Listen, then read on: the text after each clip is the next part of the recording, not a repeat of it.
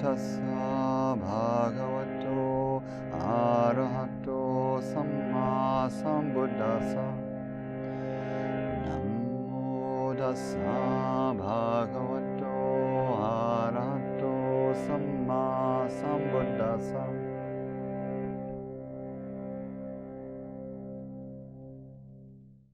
Continuing from the beginning of the year, our series I've been calling Dharma Life Reset. So we started talking about sleep, then we talked a bunch about food and consumption broadly, take in good, nutritious stuff, whether through the media or through your dinner plate, etc. And roughly I'm continuing in this idea that I laid out, where there's the traditional 4 requisites, the things the Buddha proposed were necessary for the basic maintenance of ascetics: food, clothing, shelter, and medicine. These are the 4 things that monastics have to beg for and receive from lay people. And that for many of us, in the complex, overwhelming, hyperfast, et cetera, postmodern life, when I really think about well-being, I end up adding sleep, exercise, and friendship to this basic list of requisites. So Sean's 7 requisites.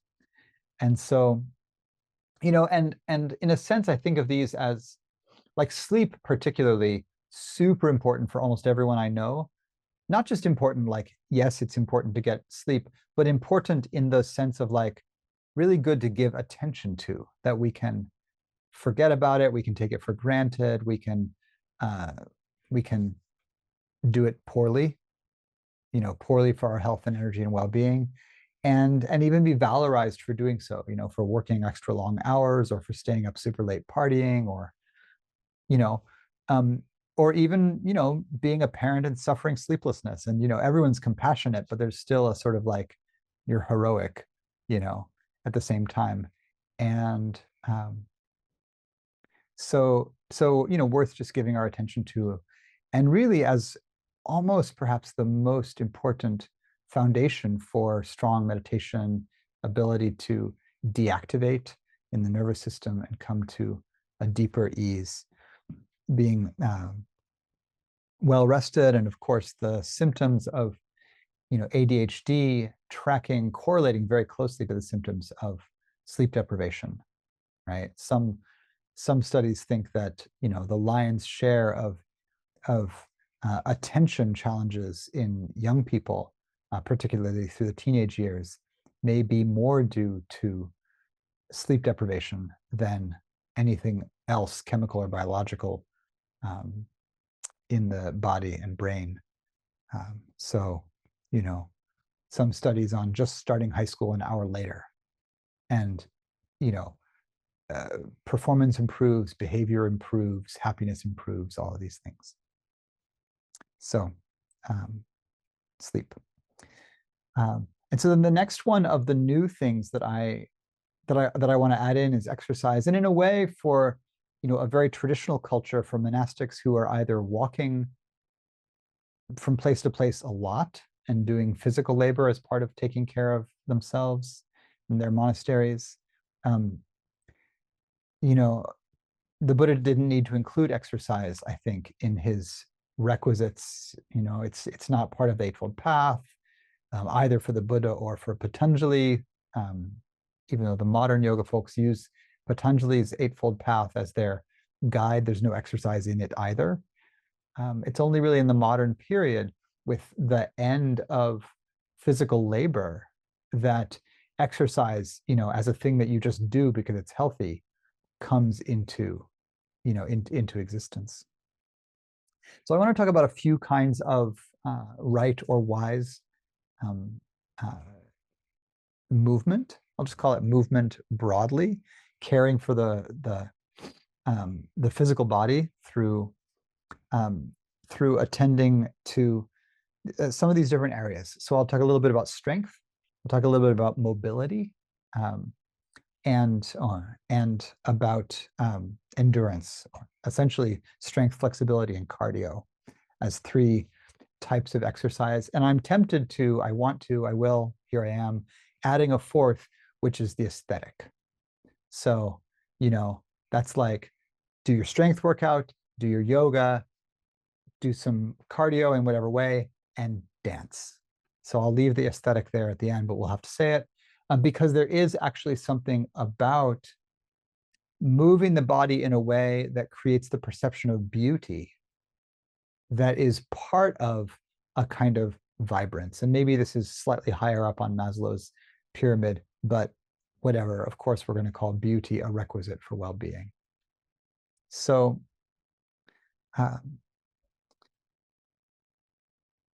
often there can be a real division in the culture between folks who focus on strength training and folks who focus on flexibility training, like in yoga. And maybe there's a fifth category, maybe that is something like energetics. Like, where do you put qigong in this framework? There's something like energetics, but I might put qigong somewhere between mobility and cardio, in the sense that it's repeated movements that don't tend to go to the end of the range of motion, but they are mobile and they create some heat in the body in a very basic way. And then certainly they're moving subtle energy in different ways. But in a way, you can think of each of these kinds of movement as both doing a particular thing in the body, ideally in the direction of health. All of them you can do too much and go in the direction of unhealth, right? You can become obsessive at the gym and do too much in the direction of strength, and particularly in a way that begins to inhibit mobility and other things. You can go too far in yoga and actually throw joints out by stretching ligaments and tendons too far. You can also have a body type that is not conducive to any one of these. For instance, people that are naturally hyper flexible can find yoga very easy, and therefore can be praised and valorized and become advanced students in yoga very quickly, and often teachers very quickly, because they can do all of the contortions, sometimes in a way that's further damaging to the body, particularly in some systems where particular ligament stretches are overemphasized, like through the glutes and the hips, that can become actually quite unstable through excessive stretching. And so all of these you can go too far with, and so of course we'll go with the Dharma principle of a middle way, but there are also cultural streams in I'll say American culture broadly. And I grew up in the very progressive Bay Area, and there was certainly, when I was coming into the movement world, there were certainly streams of culture, for instance, where the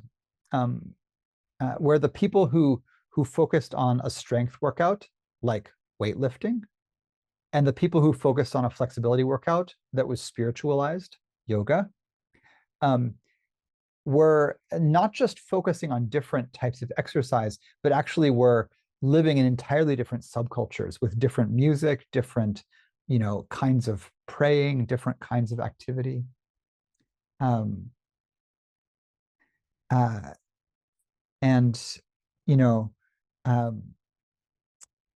This, I remember when I started in yoga in the early 90s. I took a couple of classes from a Kripalu teacher, but I very quickly in San Francisco ended up in an Ashtanga studio doing kind of a modernized version of the Ashtanga series. So lots of jumping forward and back in chaturangas, and it got fairly contortionist in the more advanced postures. I was only ever medium good at that, but I really loved the Ashtanga form. And I remember when folks started, and for a while when I first started, there was really just Ashtanga and Iyengar. And the Iyengar folks were doing static postures with no music and no flow and long holds and lots of props. And I had no idea what they were doing. It didn't make sense to my body at all. But I loved this kind of like stronger jumping around thing. But this other thing started to happen where folks began to play with the Ashtanga form, emphasizing particularly strength, emphasizing core work, and emphasizing musculature. And, like adding extra push-ups into chaturangas and, adding extra sit-ups into, boat pose, navasana.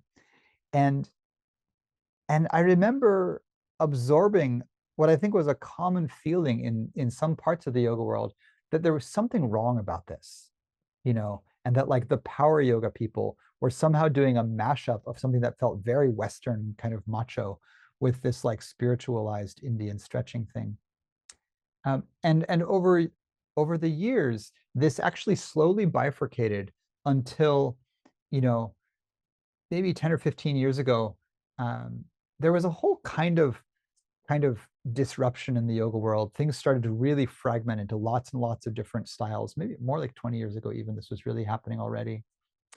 And part of what I noticed was that the people who had really wanted yoga to be more strength oriented, like a bunch of teachers that I know and a bunch of students who are really into stronger, more powerful forms of yoga, just dropped it all together and went over and got into CrossFit and started like really just doing strength work. And this was the same time when a lot of publicity started to go around things like Ehlers-Danlos syndrome, which is a hypermobility syndrome where the joints can be very, very loose. And some folks in the yoga world realizing that actually yoga was not a good medicine for them. It was not a good exercise for their body type. And that stabilizing work, strength work, was actually much more appropriate. And even I talked to some folks where there was some grief because yoga isn't just stretching, it's not just flexibility, but even if that's like the heart of much of the postural work, there's also all this energetic work. And then, of course, there's devotion and prayer and ritual. And, I knew folks who said, what I really loved was that it was a woman-centered, sacred ritual space that celebrated physicality and eros and physical presence and strength and pleasure and coming together in this beautiful devotional ritual. And we would sing and we would move and then we would rest together. And when they figured out that they loved all of that about yoga, but the actual physical practice wasn't that great for their body, there was really some grieving and letting go and realizing like, oh, it's actually more helpful for me to do a much more strength-based and joint stabilizing workout. But I miss the spirituality and the ritual of yoga in the way that modern yoga, which is really only about 100 years old, the yoga of all of these postures was very much put together in Mysore in the 1920s or so, 20s and 30s, by a very small particular gang of contortion-oriented acrobats working for the Maharaja of Mysore, begun by a Vaishnava ascetic named Sri Krishnamacharya, who put together this extraordinary practice of flowing in and out of postures with the breath. And then two of his students, each of whom only studied with him for a very short period, Pattabhi Jois and BKS Iyengar, took his teachings into these very different forms of practice that they invented. And those became the Iyengar system and the Ashtanga system. The person who studied with Krishnamacharya the longest was named Desikachar, and his system is beautiful, but didn't catch fire hardly as much as the other two. It also wasn't as either abusive or potentially unethical as some of the other two. And then eventually he had his own ethical fallout as well. So challenges throughout the Krishnamacharya lineage, but they brought this very posture-oriented practice to the global yoga culture, really helped create the global yoga culture, along with Swami Shivananda of Rishikesh, who brought a much, much simpler physical practice and a much more traditional Shaiva Hinduism in. And so then those two are known as the northern and southern schools of yoga.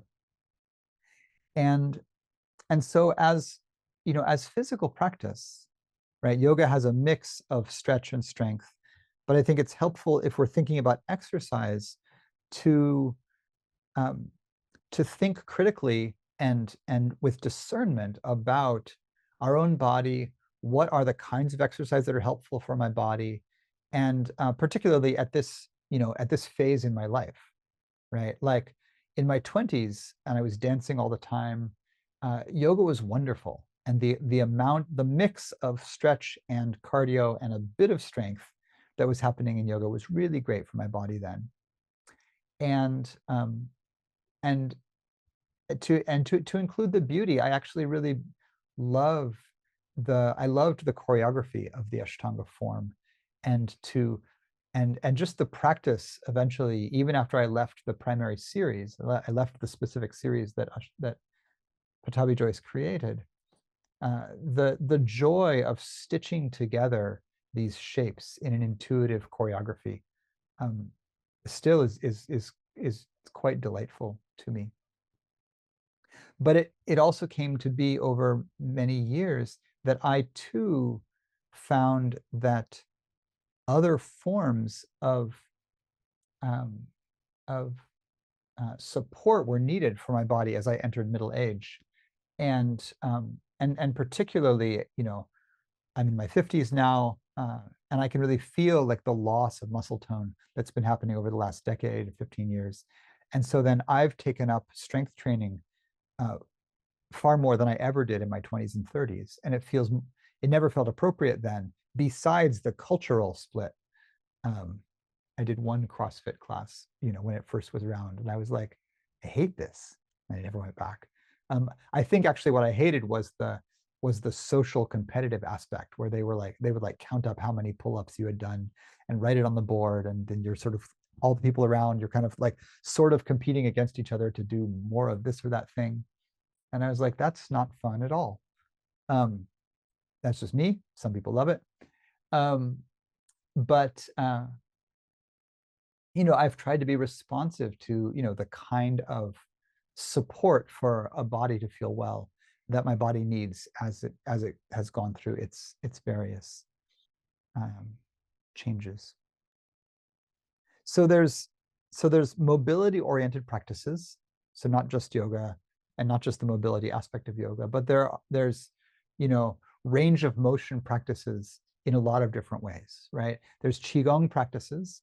A lot of qigong practices have you moving to like 80% of your range of motion, so you're not trying to stretch the ligament, but you're trying to move energy to a certain range of fullness, but it stays energetic rather than going into the stretch of a ligament, right? Remember that most stretching is ligament stretching. You don't stretch the body of a muscle, but you're stretching the connective tissue. Muscles get worked through strength work and through mobility by expanding and contracting in rhythm. You can do a kind of assessment, for yourself, sense your range of motion, see if there's any activities in your life where you need or want more range of motion than you have, and then work on that range of motion through yoga postures or other kinds of stretching or mobility work coming in and out of the stretch. But also notice, particularly as we come toward middle age, for the postural muscles all the time, and then later on in middle age, particularly the limb muscle, the arms and legs, can often lose their youth quickly. But encouragement to focus on the postural muscles. So if sitting up tall with the low back in its natural curve is challenging for you, no matter what you're sitting on, like even if you're on the front end of a chair, doing some work on the spinal erectors and some core work, helpful for most people. So the encouragement here is just to feel and sense, you know, what are the kinds of physical work that will support me to sit up straight and tall without tension, to walk clearly without building up injury in the knees and hips, without building up tension in the shoulders and neck. So there's strength work and flexibility work. Further than that, or further than that is you know, like the energetic work, but also to stitch in cardio. So running, you know, I like rowing at the moment. Anything that gets your heart rate over the appropriate number for your age, and stays there for a little while. My kid is 9, and at some point a handful of years ago, I realized that my primary fitness goal was now going to be do whatever I can to keep up with my kid. So, you know, as I just need to be able to run alongside him for just long enough to not be completely left in the dust. And that's my goal at the moment for, you know, to not be completely hopeless in a basketball game. And, you know, so what, you know, whatever your goal is, whatever your purpose is, remember that our lives now are the most sedentary, the most often seated in chairs, the most desk bound for many of us, not all, as they've ever been. And even for folks doing manual labor now, more mechanized than ever before. And so to really know this, and to know, if we want to stitch, you know, exercise really into our practice more, to know and have a feel for the way that bowing out to or bowing to those driving and ducking off. Good to see you. To have a feel for, we did this a couple weeks ago, for what health feels like, for what a vibrant body feels like. And sometimes this can be remembering way back to, you know, a healthier time of our life, or feeling into, like, even if we stay relatively in the present, what are my best days like? When I feel really well, you know, what's that like? Like over the past month, say, you know, or through this winter, in this particular winter season, or summer if you're in the Southern Hemisphere, what are my best days like? And then we begin to look for the conditions that support those. What was my sleep like? What did I eat? And how was I moving the body? And we start to notice that there's a kind of physical vibrancy that might have elements of many of these. It might have elements of, like, yeah, I could see the bottom of my email list and, like, the stress dropped away, or I had a few days off and the stress dropped away, or I ate really well and I avoided sugar for a while and that felt really good. Or, you know, good God, I got 3 decent nights sleep in a row and I don't know when was the last time I felt this good. Like, but notice the conditions that give rise to the felt sense of well-being. That's partly what this list of requisites is all about. You know, am I tending my body? Because we often, in a very psychologically focused Western culture, we often put the blame, I'll say, for our stress or dis-ease or poor meditation. Like, oh, it's hard to concentrate. I can't really focus my mind. My meditation is shit. You know, often we will put the blame for that almost entirely on our psychological state. We'll say, I'm anxious, I'm worried, I can't really focus, my attention isn't good, you know, I'm upset, I have attachment issues, you know, all of which true, right on. But do we, you know, what if in addition to that, maybe even instead of that, we start with, and I think this is what the term requisites really means, start with, how's my sleep? How's my food? How's my bodily energy? And bodily energy is going to be the thing that shows you the cumulative result of these basic physical self-care conditions, right? Particularly sleep, food, and exercise. How am I doing on these basic nourishments of the body? I'm a little bit taking for granted clothing and shelter, although not everyone has them. If you have them, you can be grateful. But they're like, okay, and medicine, like, am I healthy? You know, am I well enough cared for? Am I well slept? Am I well eaten? And have I been moving? And when I do that, when I remember these things, often my perception of how I understand my state, the particular energy that I'm carrying around on any given day, it can change when I look, not just to the psychological or the relational, but I actually think like, yeah, how's actually my body doing, right? And I just noticed that at one point it was somewhere in the middle of having a young child, and I was in the middle of my PhD program, and I was miserable, and my energy was awful, and I was like, wow, it's taking a lot of coffee just to get through this doctoral program, and it's not helping my mood any. It's just helping me get through the doctoral program. And I was like, what's up? And my partner, was like, well, you know, uh, we did just have a baby, so you're totally underslept. And when I met you, you spent half the day, every single day, in dance studios. And I was like, that is true.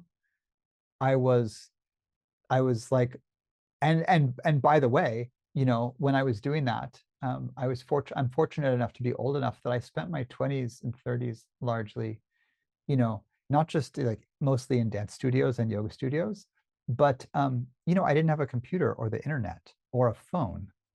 And so I actually spent the whole day not on screens. I was eating macrobiotic. I was in dance studios all the time, moving constantly. I didn't have a car either. No phone, no car, no computer. I'm not bragging.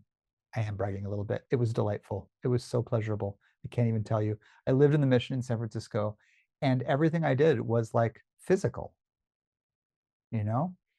Um, and so, she was like, that was your life when I met you. And like, no wonder you're not as happy now. I'm like, right, you know, um, I have to drive. I'm not sleeping. I was still eating pretty well, but um, boy, and I was like, oh man, I miss dancing. And so to just bow to that, to this other element. So we talked about mobility, about strength, about heart rate, cardio, endurance.